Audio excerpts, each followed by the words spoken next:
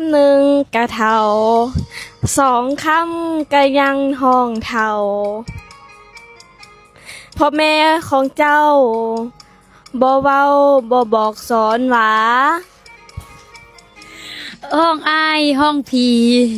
คำดีๆห้องเหียห้องป้าห้องเทามันตกใจวะพาให้หัวใจล่าลอยไปลอยแก้ม น้องไปเลยเอ้าห้องฝ้าวให้คือเพิ่นเว้าผู้เท่าใจหน่อยคำว่าห้องเท่าคือแม่เฮาฮักกัน ชื่อว่าอย่าเว้าอย่าใจหน่อยเด้อพ่อ เมื่อฉันกับเพื่อนเข้าห้องครัว ปลาลาแก้มน้องปลาลาแก้มน้องย่ามาห้องตูห้องตาห้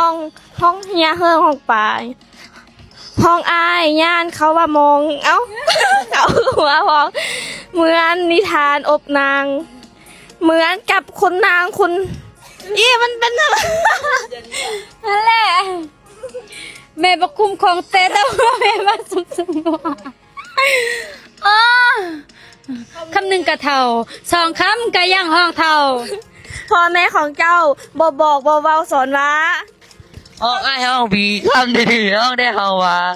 ห้องเทามันตกใจวะ ให้เข้าใจเราเลย โยโยโยโยไปเลยแก้มน้องไปเลยไปเลยแก้มน้องไปเลยเฮ้ยเกียร์คำเบาเล็กน้อยแม่มดซะหน่อยพาไอเลิฟยูแม่มดซะหน่อยให้ไอเลิฟยูไอเลิฟยูแท้บอป้าป้า